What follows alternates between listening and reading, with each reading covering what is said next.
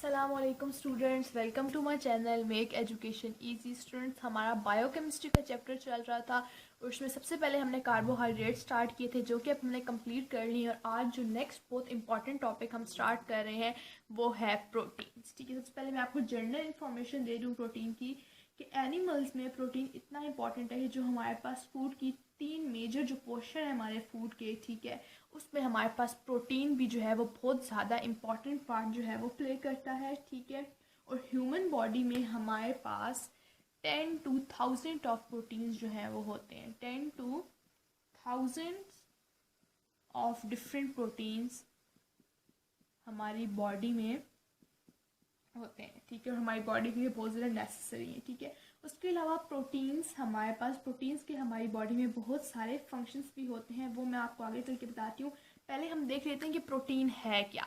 Protein को हम define किस तरह करेंगे कि व्हाट इज़ प्रोटीन। ठीक है, प्रोटीन हमारे पास जो है वो कॉम्प्लेक्स नाइट्रोजीनियस सब्सटेंसेस होते हैं। ठीक है, मैं यहाँ पे पहले डेफिनेशन लिखती हूँ, फिर आपको देन उसको डिटेल में समझाती हूँ। Proteins are complex. ठीक है, कॉम्प्लेक्स के कार्बोहाइड्रेट्स की निस्बत प्रोटीन्स में कॉम्प्लेक्सिटी ज़्यादा होती है। प्रोटीन्स कॉम्प्लेक्स होते हैं। ठीक है, क्योंकि वो बहुत सारे अमाइनो एसिड से मिलके बनते हैं, इसलिए वो कॉम्प्लेक्स होते हैं। Proteins are complex nitrogenous substances that produce amino acids on complete hydrolysis। ये डेफिनेशन इन्होंने काफ़ी जो है वो मुश्किल करके काफ़ी कॉम्प्लेक्स ही दी। अगर मैं आपको सिंपल वर्ड्स में बताऊं तो हमारे पास जो अमाइनो एसिड्स हैं, ठीक है, वो हमारे पास प्रोटीन के बिल्डिंग ब्लॉक्स हैं। बिल्डिंग ब्लॉक का क्या मतलब, यानी प्रोटीन के लिए अमाइनो एसिड्स बहुत ज़्यादा इम्पॉर्टेंट है। ठीक है, यानी प्रोटीन का जो पूरा स्ट्रक्चर है वो अमाइनो एसिड्स पर ही डिपेंड करता है। डिफरेंट अमाइनो एसिड आपस में मिलते हैं और हमारे पास एक प्रोटीन बनता है। इसलिए हम कहते हैं कि amino acid is the building block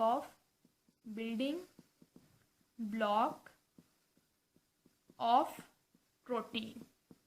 किसी भी प्रोटीन को बनाने के लिए सबसे मेन रोल है वो हमारे पास है अमाइनो एसिड्स का। ठीक है, तो इसमें हमने ये बात क्यों की है कि प्रोटीन और कॉम्प्लेक्स नाइट्रोजीनियस सब्सटेंस की हमने बात क्यों की है, क्योंकि हमारे पास अमाइनो एसिड्स में बहुत सी जो है वो नाइट्रोजीनियस बेसिस आती हैं। ठीक है, तो दैट्स वाई हमने ये बोला है कि proteins are complex nitrogenous substances. ठीक है, उसके अलावा अगर हम और आगे बात करें तो प्रोटीन सिंथेसिस में जो है ना वो अमाइनो एसिड बहुत इंपॉर्टेंट रोल जो है वो प्ले करते हैं। ठीक है, प्रोटीन की सिंथेसिस में जिस तरह आगे जाके आप लोग पढ़ेंगे कि पेप्टाइड बॉन्ड की फॉर्मेशन होती है, दो अमाइनो एसिड मिलते हैं, हमारे पास पेप्टाइड बॉन्ड बनता है, डाईपेप्टाइड लिंकेज बनते हैं। तो ये सारी चीज़ें भी हम आहिस्ता आहिस्ता आगे पढ़ेंगे। तो अगर मैं आपको अमाइनो एसिड का वैसे जर्नल ये मैंने आपको दे दिया अमाइनो एसिड का जर्नल रिव्यू कि अमाइनो एसिड में जो मेन बात है वो है हमारे पास कि अमाइनो एसिड हमारे पास प्रोटीन के जो है वो बिल्डिंग ब्लॉक्स हैं। तो आप लोगों ने अभी तक फिलहाल ये जो बात है अपने जहन में रखनी है। ठीक है, अमाइनो एसिड के लिए इतना है। और ये जो आगे हमने बात की है कि are complex nitrogen substance that produce amino acid on complete hydrolysis, कि जब हम हाइड्रोलिसिस कराते हैं, हाइड्रो का मतलब होता है वाटर, ठीक है, और लाइसिस का मतलब होता है ब्रेक डाउन, तो मतलब वाटर की ब्रेक डाउन।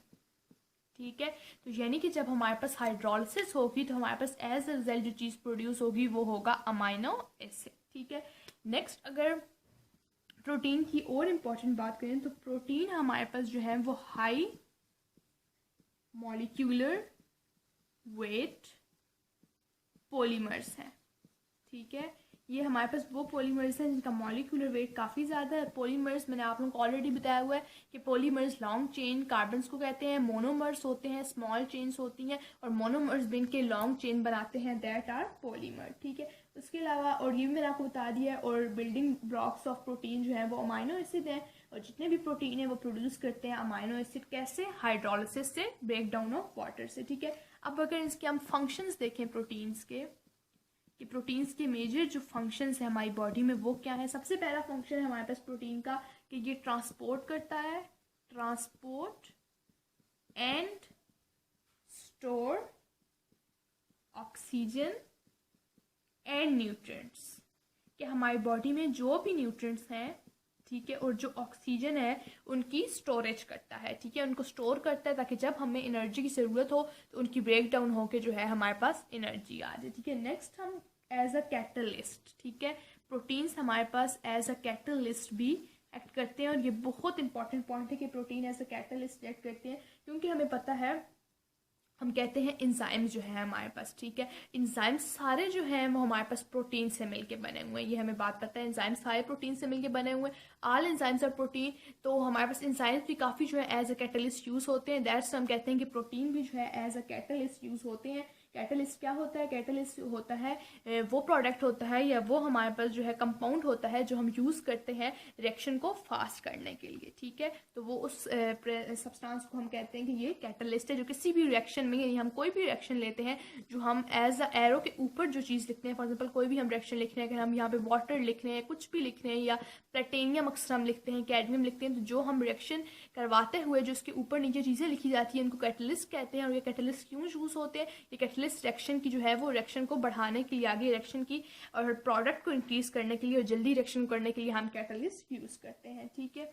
नेक्स्ट जो हमारे पास अगर आखिरी हम देखें तो they regulate many important system in our body, they regulate many important systems in our body. हमारे बॉडी में बहुत सारे इंपॉर्टेंट सिस्टम भी हैं जो हैं वो प्रोटीन की वजह से ही चल रहे हैं। तो ये आज हमारे पास था जर्नल जो था प्रोटीन का इंट्रोडक्शन, ठीक है। नेक्स्ट हम आगे अमाइनो एसिड को भी डिटेल से पढ़ेंगे।